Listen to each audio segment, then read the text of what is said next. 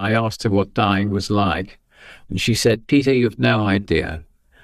There are rivers, golden rivers of love flowing through this room, and it's absolutely astonishing." So she'd gone into a transcendent state.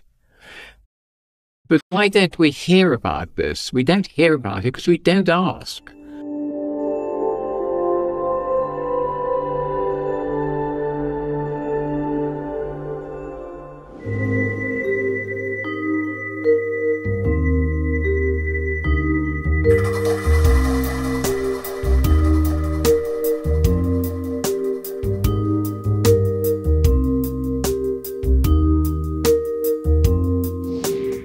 Herr Dr. Pfennig, Sie sind Neurophysiologe und Neuropsychiater, eine interessante Kombination. Dr. Pfennig, you're a neuropsychologist and neuropsychiatrist, an interesting combination. And you are known for your studies on both epilepsy and near-death experiences. You have published a book called The Art of Dying that is well worth reading. For all those who still know little about the subject and believe that near-death experiences are something like dreams or hallucinations, what do you say? When a long time ago, I was absolutely of the same view. I thought they were all rubbish and one could dismiss them from a scientific point of view. But then one day, well, I thought they'd never cross the Atlantic, actually, from America. But one day somebody came into my surgery and he had had a near-death experience. Cardiac catheter had gone wrong and he found himself above his body, looking at his body, looking at the chaos going on in the cardiac theatre because his heart had stopped. And then he went down the tunnel and into the country garden, usually an English country garden. And he went through the whole phenomena of the near-death experience. So I had to look at this guy and said, is this guy A, lying? No, he certainly wasn't. Is this guy imagining it? No, because you could talk to him in such a way that you could really test what he was saying. So if he's not imagining it and he's not lying, then what is it? Well, it could be a true experience. Now, if it's a true experience, because it's such a powerful one, it's going to have other changes. And these changes are going to relate to how he feels about the world after he comes out of it, and particularly how he feels about death. Well, when I asked him if he was afraid of death, he said, absolutely not. I've been there, I know it. Nothing frightening about it. Then I asked him about some of the spiritual gifts that these people are given. And there are a lot of these. He didn't have them all. He became a little bit more telepathic. He became a little bit more able to foresee what was going to happen. So he'd got changes in the way that his cognition was organized, and you don't get those sort of changes unless something very clear happens. So I had to accept that near-death experiences are real. The next thing that happened was that in 1987, I was asked by the BBC to co-host a near-death experience program, which I did. And this was the first time that near-death experiences had been discussed on the BBC. And we got over 2,000 letters. Do you remember letters? Those things you tear apart, you open them. But we got 2,000 of them. And this meant that I got a very, very good database because most of them were people who had had near-death experiences. And I was able then to see a whole lot of things about them that weren't really known so well before this study. We took out 500 of what we thought were the best, sent them a questionnaire for them to fill in so we'd standardize our data, and then we analyzed it. And the first thing we found is that although you think of near-death experiences occurring during cardiac arrest, which is true, but not all cardiac arrests. When you have a large range of experiences like this, you realize that they can occur in almost any situation. They can occur in pregnancy, during the birth of the baby, particularly when your blood pressure goes down, severe illness. They can occur when you're extremely frightened, the so-called fear-death experiences. And then there are another set of experiences which tend towards the mystical. So those are the mystical near-death experiences. They can occur also if you're sitting in your room, at home, in front of the fire. You can get the phenomena of a near-death experience. So once you have seen the very wide range of the data, a lot of the theories which people have put forward, which may apply to people of cardiac arrests, etc., clearly don't apply. But we had to decide if we were going to go on, what were we going to do? And it became very clear that if we were going to look at near-death experiences, then we had to know what state the brain was in when they were having it. Now, if people are just ill or frightened, you don't know. But if somebody has a cardiac arrest, then the brain goes down completely, and we know exactly what the brain state is. So that's why we chose cardiac arrests. And that's why most people have chosen cardiac arrests. So it's become linked to cardiac arrests, but it's not. It's very wide. So you decided to investigate people who had suffered a cardiac arrest. How did you go about this? Well, first of all, because we had such a large data pool, we could ask questions of that pool. So we could say what was going on when it started, how did it begin, and we could start to find the frequency of elements of the near-death experience. We had 10% of people who had cardiac arrests. That was all the ones in the whole 500 that had a cardiac arrest. The others were in different situations. And as after that BBC program, people knew that I was involved and interested in their death experience, a lot of people wrote to me. So that meant then that I got a lot more letters and was able to ask them specific questions. So the research followed that sort of pattern. What were the results of your research? Well, on near-death experiences, the findings were very much what is in the literature now. They occur in almost any situation, but they're certainly related to situations in which there's a disturbance in the brain. The question that people are always asking is, are these hallucinations? Well, what's a hallucination? A hallucination is an experience which rises internally. So by calling them hallucinations, you've said nothing. If you'd said a change in consciousness related to an alteration in blood flow, now you're getting closer, because you can then start asking what sort of blood flow changes they have. And you can also talk about how the experience develops. And so this was one line.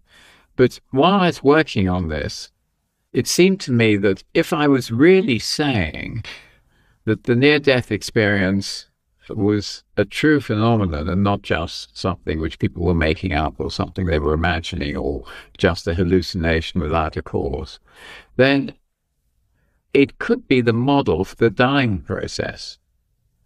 And that led me on to the next set of experiences we looked at, and that was how we die.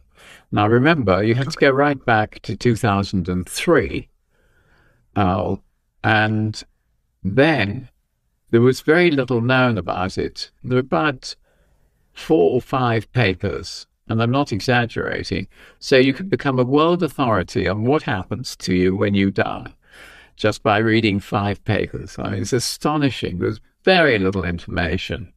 So we recognized that we had to get information. We did that. by going to the ethics committee and saying we'd like to speak to the dying as they die, because we think a lot of interesting phenomena occur. And the ethics committee said, well, we're not sure that the dying are prepared enough for you to ask those sort of questions. Why don't you make it a carer study? So ask the carers what happened. And that was a piece of very good fortune, because as soon as we went into a hospice, which we did, we looked at hospices in the south of England and hospices in Rotterdam for comparison. As soon as we did that, we found that the hospice itself was divided in two. The medical staff said these things don't happen in my hospice, and the nursing staff had seen them all. And since this was a carer study, we could ask the nursing staff exactly what it was, and that became really very important. And just to show you the depth of rejection of the sorts of phenomena which occur during the dying process, when I went to a hospice and then gave a feedback on what we'd found to the staff, after that, the head of the hospice, the head doctor of the hospice, came up to me and said, Peter, do you think you've got your data all mixed up or the wrong hospice? Because what you say happens here doesn't. And of course, it did, but nobody pointed this out to him. So, and he wasn't really interested in it. So even if it had happened, he would have dismissed it out.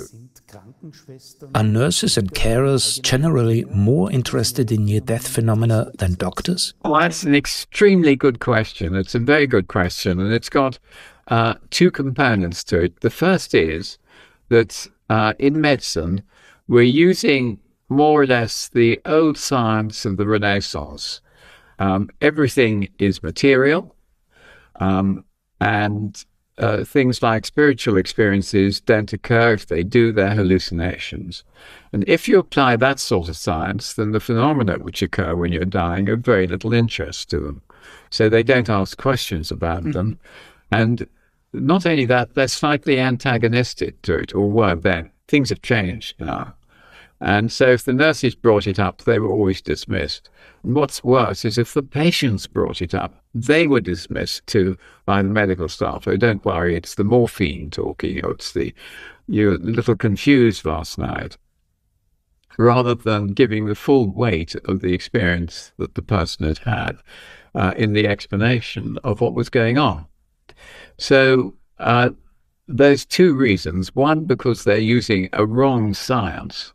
And secondly, because they didn't believe that any of these things could happen. So when they happened, they just said no. But things are changing.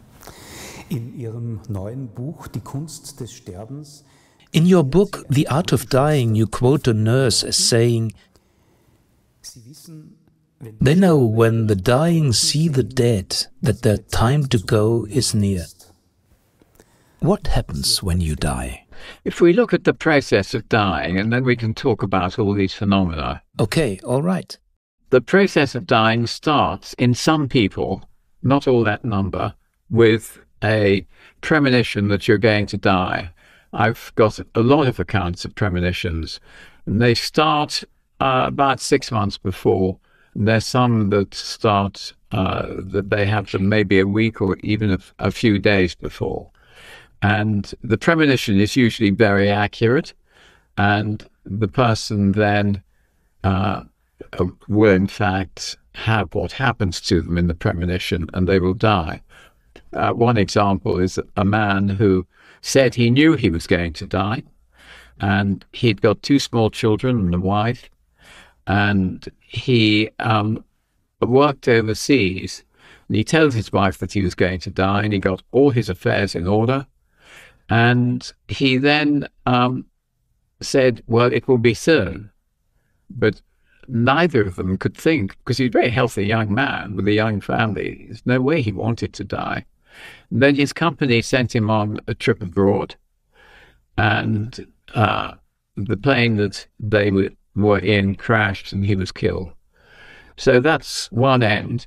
Another one is, this is of a woman who was in bed, and she had what she said was a dream like no other dream she has ever had. And in the dream, she saw that her daughter walked out into the road and was struck down and killed by a car. It was a very real dream, and she said that she remembers the dream so well that when her daughter got into bed with her, she just broke down into tears and cuddled her daughter. And the daughter, interestingly enough, she's about 8 or 9, didn't mind it. So in a sense, the daughter, I think, knew something was going to happen. And the very next day, so it's a very short one before the actual occurrence, or maybe the day after that, one day later, the daughter was indeed run over and killed. And she said in her account to me that she felt exactly like she had felt in the dream, with the absolute desolation of seeing that her daughter had died. So these premonitions can be really very strong. And of course, there have been a number of studies on disasters. One of the ones which was well studied was the Aberfan disaster. And the Aberfan disaster was in Wales. And there was a great big coal tip, which was unstable. And one little girl said to her mother, because the school was built at the bottom of the coal tip, said to her mother, "I don't want to go to school today because I will die if I go." And the mother said, "Oh, don't be silly, dear. Of course you won't." And so the daughter broke down into tears, but her mother said, "Come on, put your socks up and off you go." And that was the day that the pit collapsed on the school. I think it was about 100 children were killed, and she was one of them. So you get premonitions like that. That's the first step of dying. You may know. If you look at the literature on this, the Dalai Lama says that we all know 2 years before we die that we're going to die. And if you read what he says because you get a change in breathing and a change in the way that you think. But I don't know what those mean because I haven't seen anything. But presumably he knows, so that he gives you 2 years before you die. And then you start on the dying process. What happens next, the next stage? I think you can call it the second stage. And this is when, usually within a fortnight before you die, it's when you get deathbed visitors. Now, William Barrett, way back the turn of the century, wrote, well, he was in 1925 actually, wrote the first book on it. And he wrote the book because his wife was a gynecologist, and she describes somebody who was dying, and the dying person saw somebody else. It was a friend who came to visit her in her mind, not for real. And it's very unusual to have living people visit the dying this way. And so he was interested in that. And they found out, in fact, although they didn't know it at the time, this person had died about a week before. So he thought, this is an interesting phenomenon. He did a study and wrote the book. But when we took it up in 2003 and started collecting data, there was very little known. And when you talk to the carers, you could find that they all knew about these things. And it was generally accepted that it was about a fortnight, in the last fortnight before you died, the deathbed visitors would come. And they were interesting. They'd come into the room, be quite often a relative. In fact, we did a study of 110 deathbed visions or deathbed visitors, and about a quarter was a parent, and then the next one down was people they didn't know but were spiritual. And then you go down to sort of 17% for different categories like siblings. Very, very few angels in the UK. But I spoke to a palliative care physician in America, John Lerma, and he's in the Bible Belt. And he said many angels are seen there, so we don't have them. Germany, I think they're rather like the UK. I think Europe is more or less all the same, except the Scandinavian countries who don't like this idea, don't like it at all. They don't see them, but they do, of course, but rarely like we do. Sadly, animals very seldom come. I should think we probably got, just in the whole of our data, got about 2 animals that have come, and they were both dogs. So deathbed visitors come into the room and they talk to the person, and they do 2 or 3 things. They reassure the person that they're going to be okay. And they say that they don't have to worry because they will be there to accompany them at death. And sometimes they go on to the next stage of dying, which is to go into a new reality. And the new reality is very interesting because it's full of love and light. And you're taken there by your relative. Some people describe it as a sort of waiting place, but they're spiritual beings, and they it looks as if it's sort of getting them used to the dying process, and then they go back into the hospice again. So the whole transition goes through this deathbed visitors coming and telling them when they're going to die, maybe taking them and showing them what's going to happen. So people ought to know that if their deathbed visitor says, I think I'll be back for you on Tuesday, and you don't want to die then, you can negotiate a little with them. You can say, no, not Tuesday, because my son's coming from America and I want to see him. That's okay, and they may put it off for a day or so. But they won't put it off for a hospice party. You can't say we're going to have a party and I'd like to go for it, or anything like that. So it's things which are real and important. And then we come to the next one, and I've talked to you about it in that the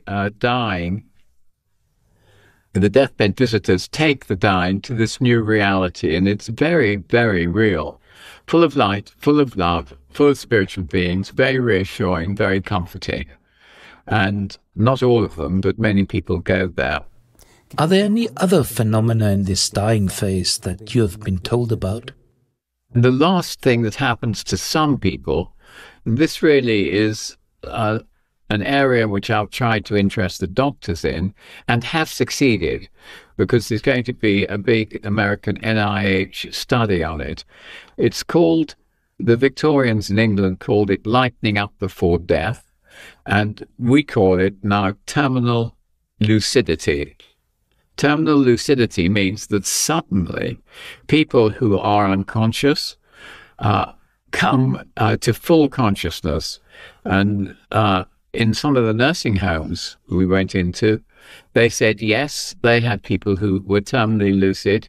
And it takes the form of, if you're paralyzed, you can sit up.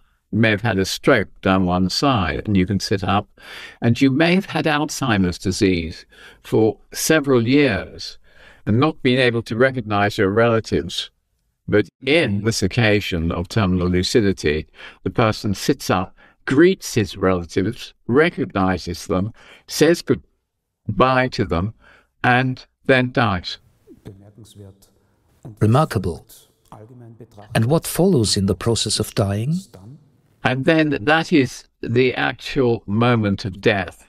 But there are other phenomena which occur at that moment, and these are called deathbed coincidences. And in deathbed coincidences, the person who's dying goes to visit somebody. Now, we've got the most amazing stories. They go to visit people they know and have an emotional relationship. We've even got some people who were married to a person, either a wife or man or husband, and the marriage is broken up, and the other person no longer cares about the dying person. But nevertheless, the dying person still cares for them. And so they will go and see them and let them know that they're dying. We have the most amazing stories.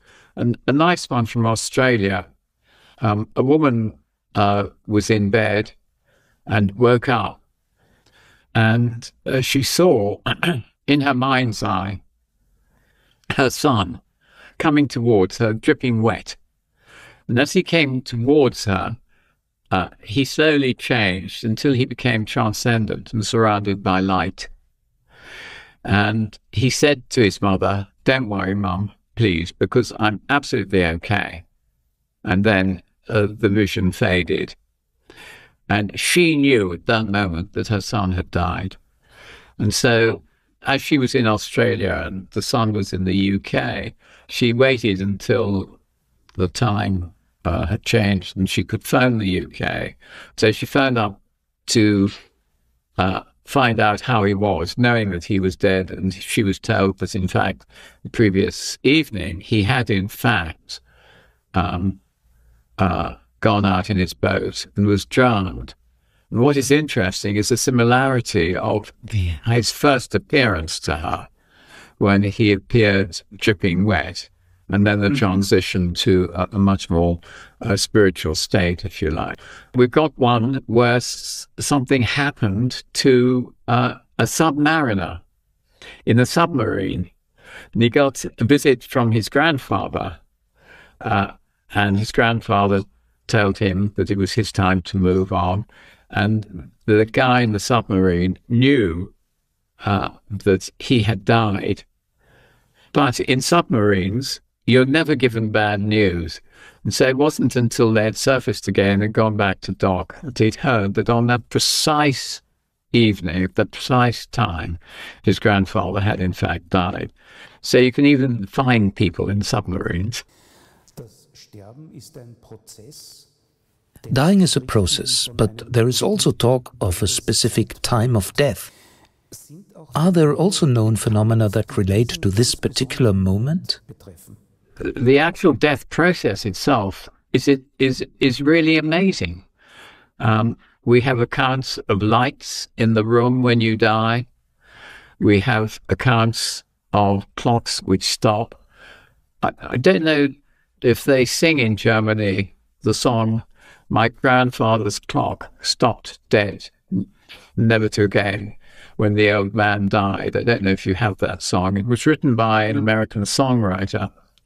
And he came to a pub in Yorkshire, at Piercebridge.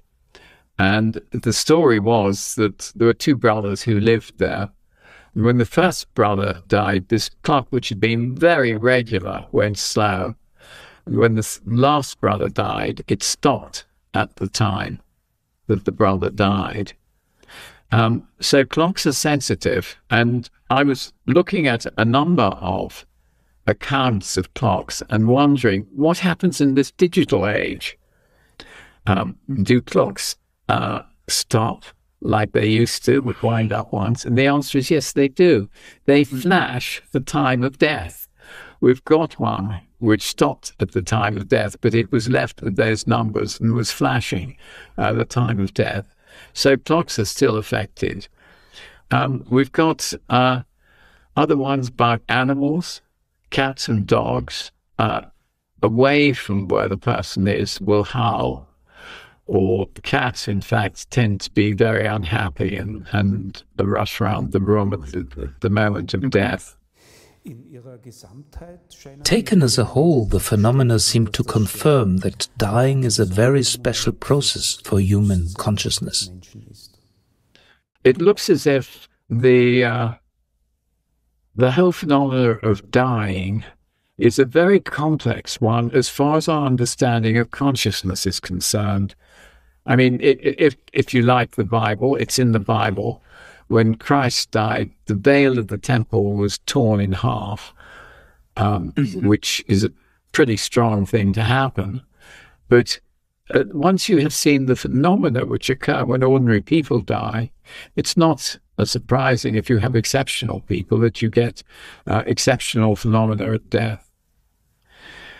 And then that's really about it for the phenomena.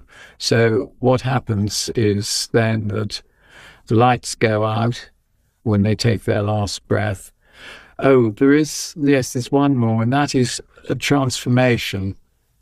The people who are dying glow very brightly, as if they're being transformed as they die. It's not common, but it does occur. And that leads me on to one thing which is not known really very well, but more so now people are asking the question. I met a woman who had a deep spiritual experience. Her name was Thetis Blacker, and she was an artist. And she told me about her experiences, so I thought it'd be really nice if she died before me, so that I could visit her during the dying process and see what happens. So she said yes, but unfortunately, I was in Japan when she went into the hospice. But I did phone her up really just 2 days before her death, and she was able to speak to me, which was really good. And so I talked to her and I asked her what dying was like. And she said, "Peter, you have no idea. There are rivers, golden rivers of love flowing through this room. And it's absolutely astonishing." So she had gone into a transcendent state. But why don't we hear about this? We don't hear about it because we don't ask. If you start asking questions, then you will. And I've got another lovely one, and this is a great friend of mine called Paul Robertson. He was a violin player with the Medici Quartet. And he had a near-death experience because he had a ruptured aorta, so a classical near-death experience. And then 4 years later, he actually died. And so I had a lot of time talking to him about what dying was like. And he said, well, it's actually very, very simple. You shed your bodily form and you remain in your spiritual form. You join your spiritual form when you die. That's what he said. Or that's what happened in his near-death experience. And I wanted to be with him when he died, but unfortunately, again, I missed it, but his wife was there. And she said that just as he was dying, rather like terminal lucidity, he woke up and told his wife and said, "Tell Peter Fenwick that everything we have discussed about death is true."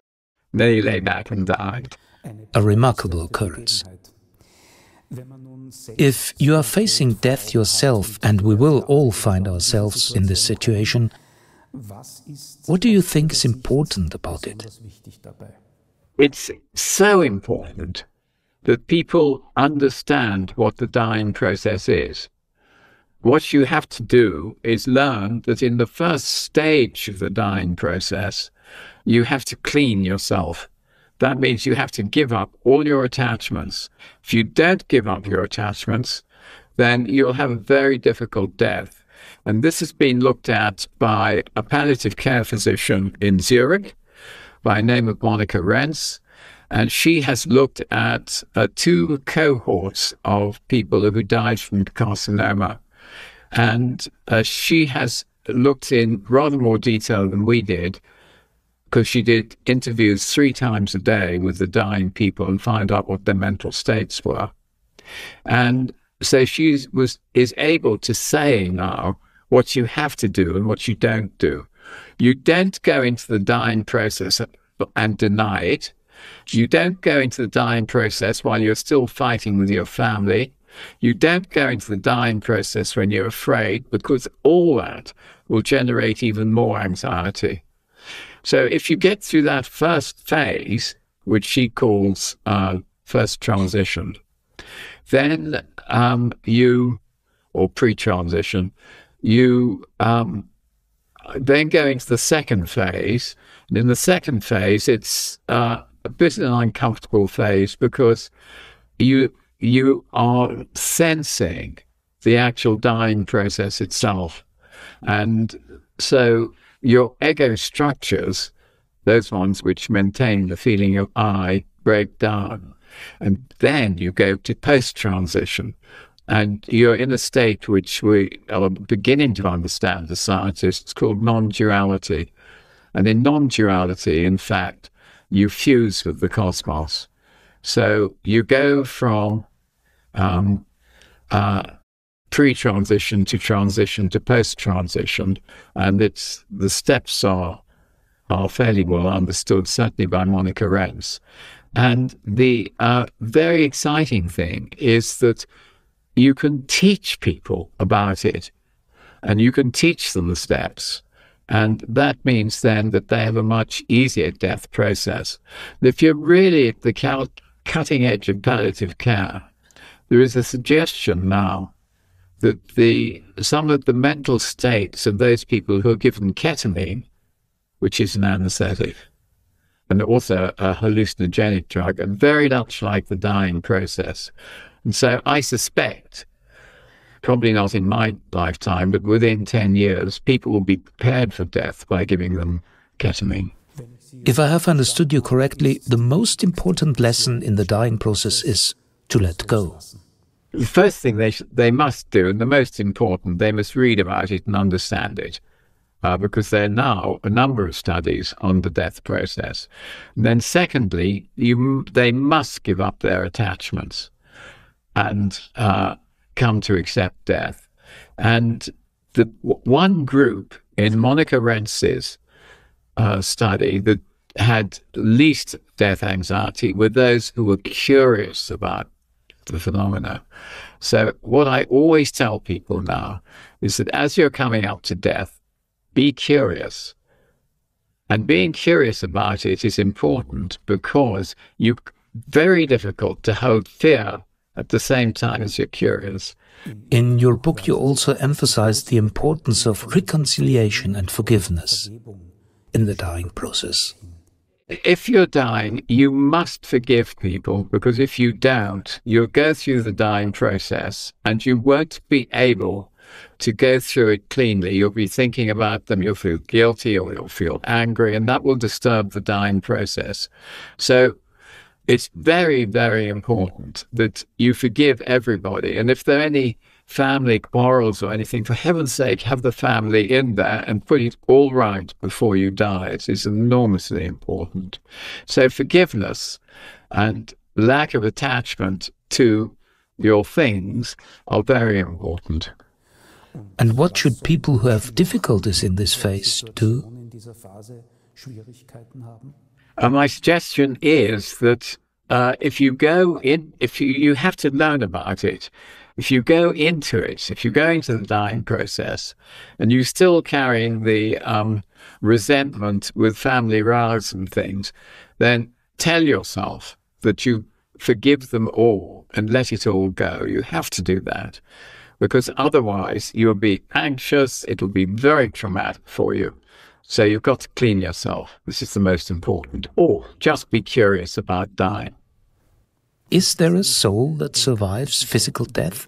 This is enormously important. And I think things are changing now.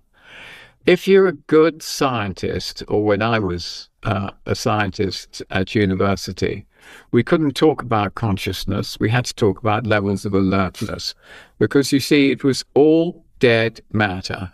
The world is dead matter.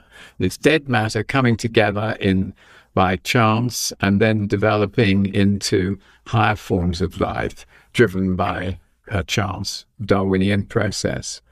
Now, it's recognized that there are so many things which occur in science that you cannot explain on that model, that there has to be a different model.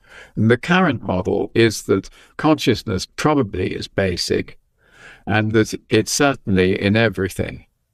as far as humans are concerned, it looks as if, and again, my experience with what the dying tell me, is that the body dies, obviously, and goes good food for the worms, or you're incinerated. The self, the light core of yourself, goes on. And so that cannot be accepted by people with Renaissance or the Age of Enlightenment science. Can only be accepted by people who have a broader view of what science is. And I think that's the correct one, because now many people are starting to talk about these deep, transcendent experiences that they have, and not frightened to do so. So it's common. Less dogmatic, more, in the best sense, curious scientists. That would be a good development. Dr. Pfennig, thank you very much for this interview.